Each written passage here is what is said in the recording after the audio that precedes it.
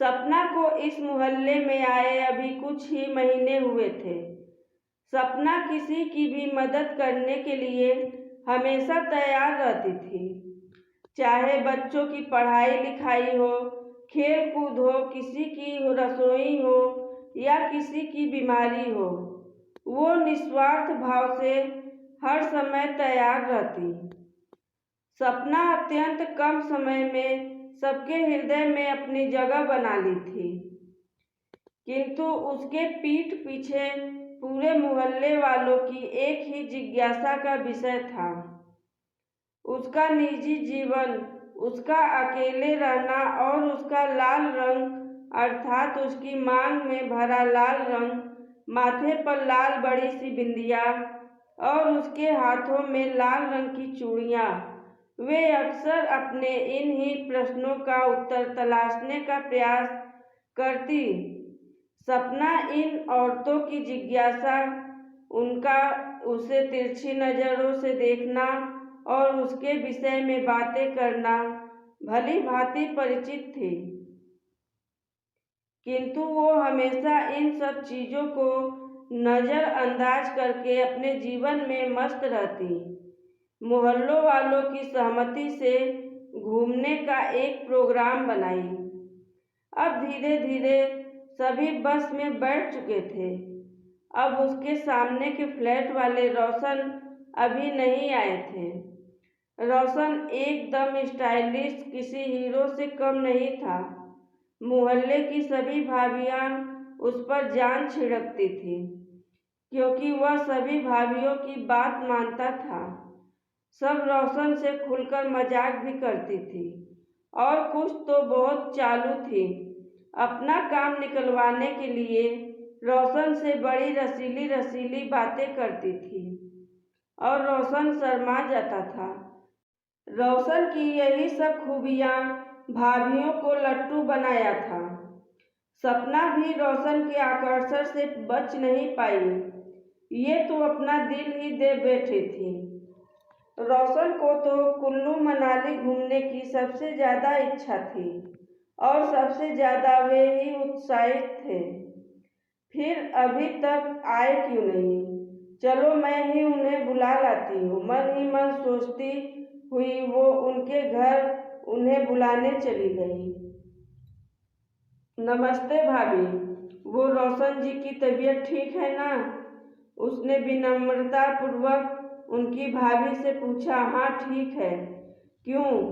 तुम क्यों पूछ रही हो? रोशन की भाभी ने बड़े प्यार से उत्तर दिया। वो दरअसल रोशन अभी तक आए नहीं थे और कुल्लू मनाली जाने के लिए सिर्फ उनका ही इंतजार हो रहा था। इसलिए रोशन की भाभी कहती है सपना से, मेरे देवर का अच्छे से ध्यान रखना, क्योंकि वह थोड़ा लापरवाह है। आप बेफिक्र रहिए भाभी, मैं रोशन का पूरा ध्यान रखूंगी। हमारे साथ मोहल्ले के और भी लोग हैं, उसमें रोशन की कुछ भाभियाँ भी हैं। अब बस कुल्लू मनाली पहुंचती है, सब लोग अपने लिए रूम ले लेते हैं। अब उस होटल में एक ही रूम बचा था। तब रोशन कहता है, सपना जी आप यह रूम ले लीजिए, मैं दूसरे होटल में देख लेता हूँ। सपना बोली, नहीं, दूसरे होटल में जाने की ज़रूरत नहीं है। मैं तुम्हारी भाभी से कहकर आई हूँ कि मैं तुम्हारा पूरा ध्यान रखूँगी, इसलिए तुम मेरे कमरे में चलो, हम दोनों एडजस्ट कर लेंगे। नहीं सपना जी, आप कमरा ले लो, आप अकेली औरत हैं, कोई देखेगा तो आपकी बदनामी होगी। तभी सपना बोली, देखो रोशन, ये कमरा सबसे हटकर है, इधर कोई आएगा जाएगा नहीं, फिर दोनों एक ही कमरे में एडजस्ट होते हैं। यहाँ ठंड बहुत है। कमरे में जाने के बाद दोनों फ्रेश होने के लिए बारी बारी से वॉशरूम यूज किया। तभी रोशन वॉशरूम से निकला तो उसका तौलिया सरक कर नीचे गिर गया। रोशन को देखकर सपना जी शर्मा गई। अब सपना के दिलो दिमाग पर रोशन का नशा चढ़ने लगा था। अब कंट्रोल करते हुए कहती है, चलो पहले खाना खा लिया जाए, क्योंकि यहाँ ठंड बहुत ज़्यादा है। उसके बाद आराम किया जाएगा, फिर सुबह जल्दी निकलना भी है। अब खाना खाने के बाद कमरे में आते हैं। सपना बोली, रोशन तुम अपना चेहरा उधर कर लो, मैं कपड़े चेंज कर लूँ। अब सपना पारदर्शी नाइटी पहनकर रोशन के सामने ही बेड पर लेट जाती है। रोशन सोफे पर लेटने के लिए जाता है, तभी सपना बोली, रोशन तुम भी बेड पर आ जाओ, ठंड लग जाएगी, क्योंकि कंबल एक ही है। अब दोनों लेट जाते हैं, लेकिन नींद किसी को नहीं आ रही थी। तभी कमरे की लाइट किसी कारण बस कट गई। फिर दोनों ऐसे चिपके कि पता ही नहीं चला कब सुबह हो गई। अब ऐसे ही 5 दिनों तक चलता रहा दोनों के बीच। अब पहले से ज़्यादा सपना खुश रहने लगी। अब सब लोग वापस आ गए थे। रोशन की भाभी ने सपना से कहा, तुम तो बहुत खुश दिख रही हो सपना, क्या रोशन ज़्यादा ख्याल रख रहा था? तभी दोनों हंसने लगती हैं। फिर रोशन की भाभी बोली, देखो, एक तो तुम अकेले रहती हो। क्यों भाभी, अकेले रहना अपराध है क्या? अपराध अकेले में नहीं है सपना, बल्कि तुम्हारी तरह अकेले रहने में है। तुम्हारा ये लाल रंग का श्रृंगार आज तक तुम्हारे पति को, परिवार को देखा नहीं, और तुम, माफ कीजिएगा भाभी, आप मेरे चरित्र पर उंगली उठा रही हैं। पति और परिवार का साथ होना या न होना किसी के चरित्र को दर्शाया नहीं करता, और ये लाल रंग तो मेरे और मेरे पति के प्यार का लाल रंग है, मेरा सुरक्षा कवच है भाभी। आज मैं अपने विषय में आपको बताती हूँ, शायद आपको भी अपने सवालों का जवाब मिल जाए। मेरे पति आर्मी में ऑफिसर थे।